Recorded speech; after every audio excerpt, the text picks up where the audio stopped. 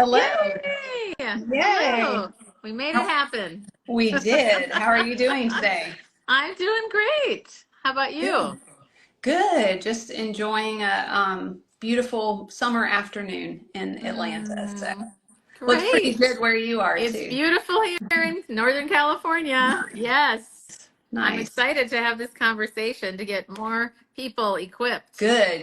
Yes, I am as well. So why don't we kick it off with you just sharing a little bit about your background and what you do? Yeah. Well, first off, I'm on a mission to eradicate self-doubt in 10 million women in the next 10 years. So everything that I do is about that. And specifically, the goal would be to replace doubt with confidence.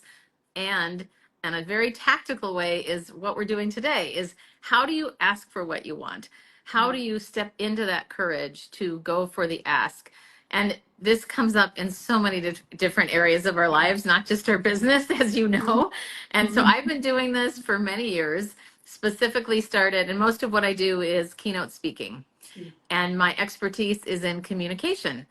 But my story really stems from when I was tongue-tied in a boardroom myself. Even though I was speaking on all these stages, there were certain people that I would be in front of that I would feel so intimidated by. And that happened in this boardroom one day with my boss in front of 7 people. She had to shut down the meeting in the most gracious way, but that was the most life defining as well as mortifying moment of my life. And she pulled me aside later and she said, Karen, you didn't trust your gut. Mhm. And she said, you could have just said, let's table the meeting and move on. I thought, what? You could do that? So that was my start of a very even more intense and accelerated growth journey because I already had done a lot of growth work. But that's really the root of the story, of my story, which explains more about why I want to help people. And it's not just women, all genders. The concepts are universal, Mhm. but really helping that person who is struggling internally with some level of doubt because it can paralyze us, whether it's imposter syndrome or whether it is people pleasing. We don't want to be judged. We're afraid of rocking the boat, which was really mostly my case. Mhm. But those are all things that I love talking about because when you get to that level of freedom where self doubt doesn't paralyze you and keep you in a prison, which is what I describe it as my own self inflicted prison, that you can be free. And freedom is the best possible way to live. Yeah, it's not bad, right? Definitely we all are seeking that sense of freedom and the ability to speak freely. And Right. I think that is a little bit about what Courageous Conversations is about. Yeah. So, can you tell us kind of like what's the distinction or the difference between a courageous conversation and a difficult one? Ooh, I love that question. Well, I would say that they both require courage for sure. And so much of this can be subjective. So clearly, I'm sharing my opinion here. Okay. It's not like go in a science book and find this out, but I'm just saying this is my version of it. Difficult is typically when you know that you're walking into something with whether it's a difficult person or there's a difficult scenario and you still need courage, but the difficulty in my mind stems more from either the situation or the person being challenging to work with. So maybe your personalities don't mesh, maybe you don't agree on something. I mean, sadly, we've seen this so much in the world with the political division and all Sure. of that. And can we be able to be self-regulated in a place in our emotions and in our bodies to be able to have that conversation? So that's difficult. I'd Mhm. say courageous, it's almost like difficult is an offshoot, like courageous is almost like the umbrella, and then Mhm. difficult is one of those. But in thinking about it just as simple as possible, to me, courageous conversations are simply where you feel a level of discomfort or fear, but you're doing them anyway. So the courage comes, I mean, you might be afraid no matter what, but the courage is the action that you take to do it anyway. Okay. Or I mean, the Okay. courage comes within, but it's paired with the ability to take that action and to decide. It's basically deciding, I'm going to have this conversation. It's Mhm. probably going to require courage from me. And that's why it's courageous, because you and I might have a very different scenario. Let's say you and I are walking into what we're looking at as a courageous conversation, Mm-hmm. maybe you don't think there's any courage required because maybe you don't have any issue. And Uh-huh. maybe I'm thinking, oh my gosh, Brooke never responded to that email. Not that this is not real life, but like maybe going, oh my gosh, she didn't respond to that email. This is going to be so hard. I'm going to have to talk to her about this. When Mm-hmm. you're just going, what? I never got that email. So, So, oh, go yeah. ahead. No, go ahead. I'm just riffing now. So I'm thinking, so that makes a lot of sense to me that the courage is kind of the umbrella, and then you have these different types of conversations, some Yeah. of which might be considered a difficult conversation, and that we could both go into the same conversation with one person feeling that they needed courage and another person not. So, how do we determine some of those undermining thoughts or doubts or concepts that are keeping us from having the conversation? Like, what's kind of the first step in moving us toward having the courage to have that conversation? The first step is to recognize the emotion around it. I mean, this is something that is, I continue to be reminded of how powerful our feelings are. And if we don't acknowledge them, then what will happen is most of the time we're going to end up, those are going to come out in different ways. So I think about this for, like, for example, let's say we put off a courageous conversation that we know we need to have. And by putting that off, then that stress level might continue to rise as we either interact with that person or we create more stress within ourselves, making up a further story of stress Mm-hmm. of all these things. And if we simply acknowledge and so here's what that requires. Mm-hmm. It requires getting quiet, which is very hard for most of us, being still, taking a moment, even 10 seconds to stop and pause and take almost an inventory of what's going on in your body. Like, or maybe Mm-hmm. it's starting with, you can go online and get those feeling wheels. That's really interesting, where you can see, what emotion am I feeling? And that's one way to get a clue of that. Another one for those people that are more attuned and have a better sense of, oh yeah, I am definitely feeling scared or frustrated or angry, and then getting more attuned to that can help you with, then where am I feeling this in my body? So for example, for me, a lot of my stress comes in my throat or my stomach, depending upon the stress. So starting with, wait, I want to acknowledge my body, like emotions are a signal to tell us something. Mm-hmm. So when we notice, okay, I'm feeling that, I've identified the emotion. I've acknowledged it, which means I've given space to it. Sometimes simply breathing can help us to regulate. And by regulate, I simply mean to bring our nervous system down in a place where we're calm and relaxed and we can make more clear decisions rather than being freaked out or completely stressed. So that's one place to start. Mm-hmm. Then, yeah, go ahead. Well, I'm just thinking that makes a lot of sense in terms of the more we're able to tune in and hone that skill of recognizing our feelings around a situation, then the more likely we would be to step back and pause and create that space that you're talking about, and just keep practicing that same type of repatterning as we approach a conversation that it isn't, that we aren't looking forward to, maybe. Right. Right, exactly. And for a lot of us, and I want to speak to the person listening to this that's thinking, I just want to get to the action. Mm-hmm. And because I remember years and years ago when I was learning so much about emotions and how they affect us, I remember a therapist asked me where I was feeling this frustration in my body. And then he asked me to put my hand on my stomach where I was feeling it. And my first thought was, I remember, and I know him well and I've shared this story in my book too, but I said, Dennis, I'm paying you $150 an hour to touch my stomach? Are you kidding? Let's get to some action here. But he helped me realize you have to trust the process of that. And Mm-hmm. that is not can be, it is the most efficient way to get to the action, which then would come Mm-hmm. next. So when you get that, you get the feeling, you identify that, figuring out, okay, why am I frustrated or whatever it is? And then you start thinking about, okay, what is my intention in this conversation? What do I want to get from Mm-hmm. this? And is it, usually it's building mutual understanding, but there might be things, let's say you've been hurt or someone wronged you legitimately. I mean, there's also subjective things and then there's facts. So Mhm. that's a whole other thing. But another exercise is to make two columns on a piece of paper and about on one side put facts and the other side put feelings or interpretations. Mhm. And I find this so fascinating to do with teams, especially those that are in conflict, because the facts list is usually very short and the Yeah. interpretations are so big because we make up so many stories in our Uh-huh. heads. But that's one thing. And then I actually have a whole model called SAS, SASS, Mhm. which is how to have what you would perceive as a challenging conversation. And a big part of it is starting with the intention and of yours, and then what the facts are.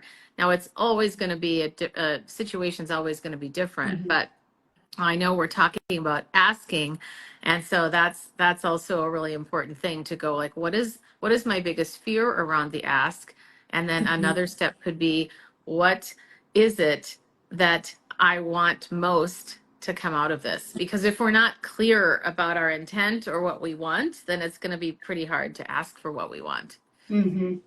Yeah, and I can imagine that that would get lost in, obviously the other person, you're not in control of what they say. So if you're not really Yeah. clear going in, then what you actually want out of it could get lost and you could get even more frustrated by the end. Exactly. Well, and that's a really good reminder about something I take for granted, but often forget to say is to role play these conversations. Practice this with a friend or somebody that you trust or a coach like you, Brooke. I mean, really being able to be in a place where you can practice because our subconscious brain doesn't know the difference between what's real and what's not. Mm-hmm. So that I find fascinating because when you practice it, then you get that muscle memory and the neural pathways going so that then when you're actually in a real scenario or the actual situation, your brain kind of says, "Oh, we've been here Mm-hmm. before." So it's usually easier. Yeah, definitely. It's developing a habit or a skill, right? Exactly. Repetition helps with that. Um, Exactly. well, do you maybe have an example of somebody that you've worked with? So one thing I get in my coaching situations is that a lot of women talk about how they have this, uneasiness about saying no to Hmm. something, like no to an offer, to do a speaking engagement, let's say for yourself, Hmm. or no to be part of an event or something like that. And so that's not necessarily like a super difficult conversation or something that they might think, oh my gosh, I'm afraid of this. Hmm. But they just might have some uneasiness, which they Hmm. actually need to have, pull from their courage resources and their practice of this, Hmm. to go ahead and diplomatically decline and say no gracefully. Do you have any examples of that? Yeah, sure. Well, I was thinking it might be fun to do a role play. Are Okay. you open to that? Yeah. Practicing right now on the spot? Let's do it. And because I always tell people you're going to get the best of me typically when I'm in the moment as if it's happening. Hmm. But before we do that, I will say that a big thing to remember that is challenging for a lot of us, especially as women, Hmm. is that we are not responsible for other people's feelings. Hmm. I know we tend to want to be. I still struggle with this sometimes Hmm. because I want everybody to be happy. And that's how most of us were taught, accommodating others, don't rock the boat, and all those things. And yet it's important that I say we are not responsible for how they're going to respond. And sometimes it's more reps around this. So the more we get repetitions around practicing this, the easier it becomes, like anything. But as my coach at one time told me, it's more about you getting comfortable disappointing people. Hmm. Hmm. And that can be really challenging to because it's those are feelings to contend Yeah. with. What were you gonna say? No, that sounds so accurate. Like getting comfortable with disappointing people. Yes. Yeah, yeah. Being able to know everybody's different, but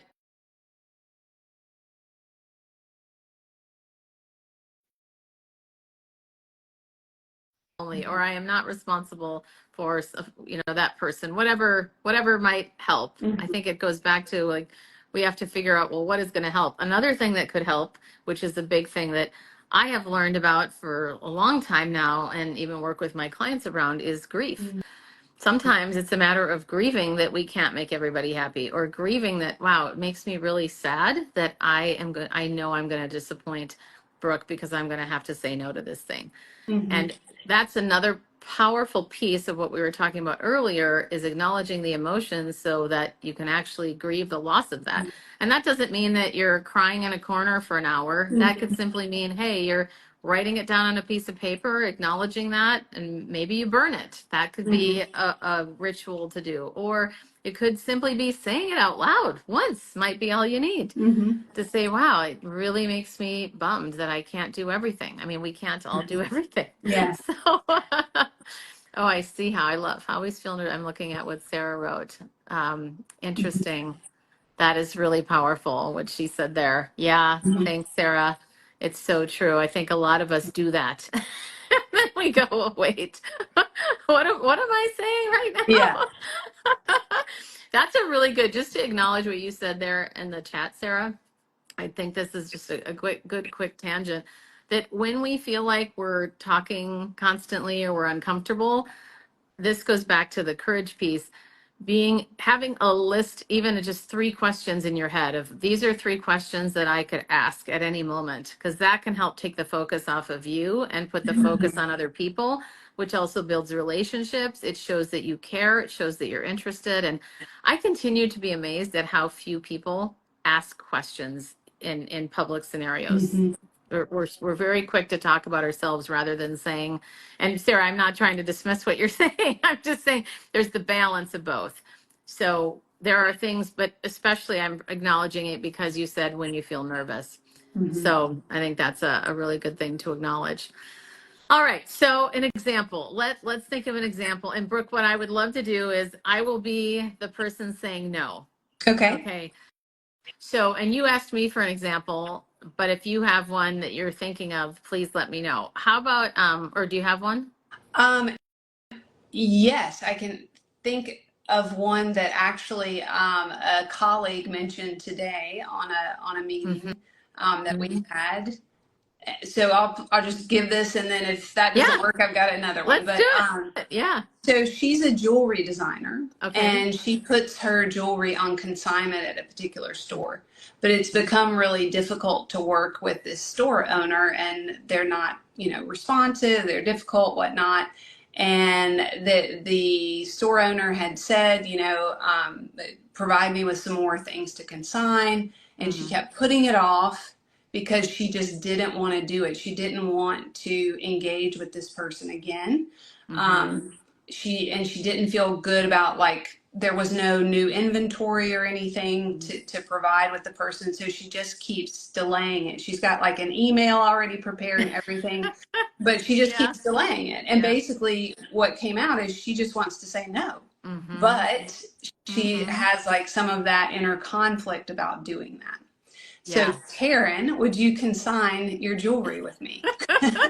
So real quick before we go into this is so good because there's multiple. First I want to say there's often different options, like anything in life, Mhm. different ways we could say things, and it also depends on the relationship of how much you want to offer. Like we never have to justify our no, but there might be times when, based on the relationship, like in this case, we might want to a little Mhm. bit. So I'll get into that in the role play. But I did want to say that as a caveat before we jump in here. And then it's also determining when is it important to have the conversation Mhm. and when is it an email, and that's okay. Mhm. A lot of us hide behind email. So this is also important to remember. This also goes back to how important is this relationship. Mhm. If you're not going to invest a lot more time in it, then an email is probably fine. But it is something to ask yourself, am I copping out? And like, am I not being courageous and doing an email instead? Or is that just the appropriate situation to do that in? Mhm. Okay. All right. So obviously we're having the conversation. So should we make up a name or should I just say your? Sure. Yeah. Well, let's just use our own names, even though these are not. Okay. Sounds I'm good. Brooke, the Okay. consignment store owner, and you're Karen, the jewelry maker. That'll make it easy. Well, okay. And so you're asking me, can you say that one more time? So Karen, I'm wondering if you can give me some more jewelry to put in my store to consign. Well, first of all, I am so glad that we're having this conversation, and I have really enjoyed our connection and our relationship over the years and what you do. At this time, I've decided that I'm going to pass based on some other things that I have going on in my life. So Mhm. I'm glad we're having the conversation because I wanted to share that with you. Okay, great. So would you be able to consign some items in the future? At this point, I'm going to pass. Okay. Any particular reason why? Oh, well, thanks for asking. Well, are you open to some observations and what my experience has been? In consigning at my store, sure. Yeah. So, number one, now I'm just kind of making up Yeah. stuff for here. But number one, one of the things that I value a lot, Brooke, is communication. And I have found that our communication has broken down a little bit, so that has brought some frustration for me. I also fully acknowledge that I have never talked to you about this before. Mhm. So I own that, and I want you to know that that was not fair of me. And to be honest, I was a little afraid of bringing that to you because I value our relationship so much that I didn't want to disappoint you or hurt you. But I knew it was time to say that I'm just yeah, frankly, it's been a challenging experience for that reason, and then this reason, and then that reason. But Mhm. I know that's a lot. So how does that all land for you, Brooke? Yeah, I think that was a great example because what you did is you were direct, and then when the other person opened up the conversation for feedback, you gave specific feedback. You acknowledged that you hadn't brought it up in the past, and you were honest.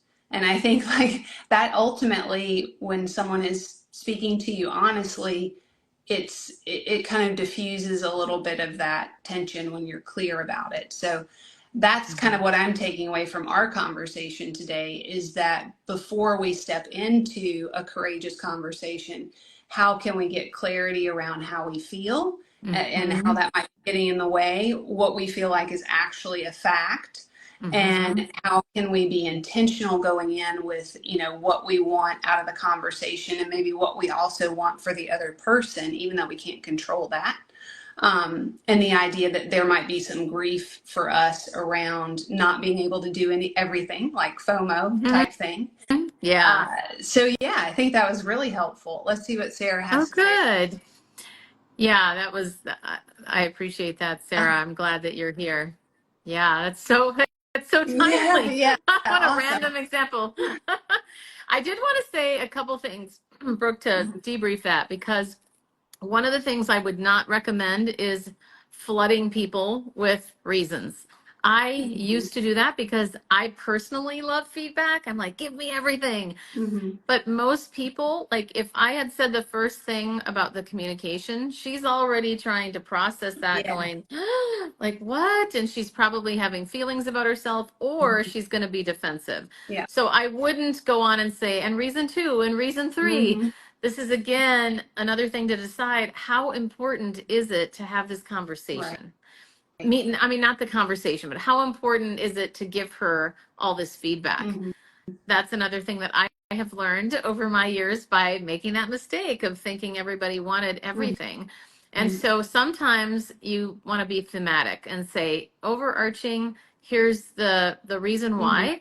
And I've just gotten to this point now, and because she might come back and either be defensive. So in that case, I was actually in the role play when I said, how does that land for you, Brooke?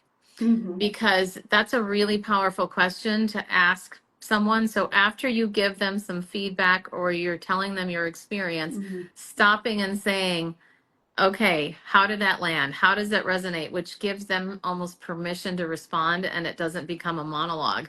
But what happens when we get nervous is we just want to dump Yeah, and we don't create any space to be able to give them a yeah. moment. So we need to give them a moment to be able to respond. So I wanted to clarify that for anybody that is watching this replay in particular, that you always want to give people a chance to respond. And I might in the moment then, let's say, Brooke, I had 3 reasons I wanted to tell you if you had asked. And I might only give one, because if you react and you defend, Yeah. I know I'm not going to be productive with the other 2 reasons. Mm-hmm. And I might even say, well, Brooke, I'm sorry that you know, I don't know how I would say that. Like if you responded with, well, that's not true. Well, all I can tell you, Brooke, is that's been my experience. Mm-hmm. And I think it's best right now that we wrap up this contract. And I thank you for the time that you have been selling my jewelry. Mm-hmm. And I appreciate that very much. But I'm going to hang up now.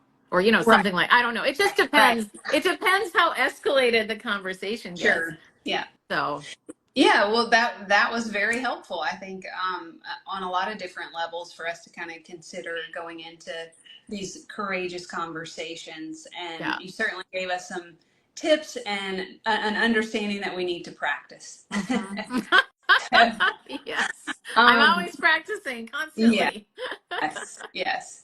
How can people find out more? I know you have a book. I know you do speaking engagements. If they want to improve their communication Yeah. skills, how can they get in The touch with best way to connect with me and also get something for yourself immediately for free is my 9 words to avoid and what to say instead. If you want to show more credibility and authority in the way that you come across with your language, you can go to my website, which is KarenLaus.com. And there's a link for that in my bio on Instagram as well.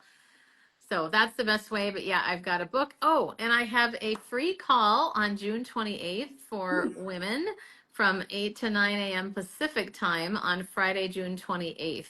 So anybody can DM me for that. That's a private invite.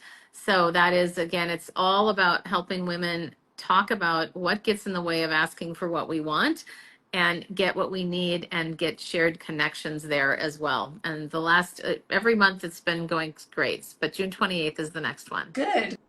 Great. So, and just for those who aren't seeing any additional context, Instagram, Karen's handle is Karen Laos with Laos official. Karen Laos official, no spaces or anything, and you can reach out to her there. And I'm sorry, did you say your website? Is it KarenLaos.com? I did not. I don't think I did. KarenLaos.com is my website, and it's Okay. Laos like the country, Mm-hmm. Laos. Wonderful.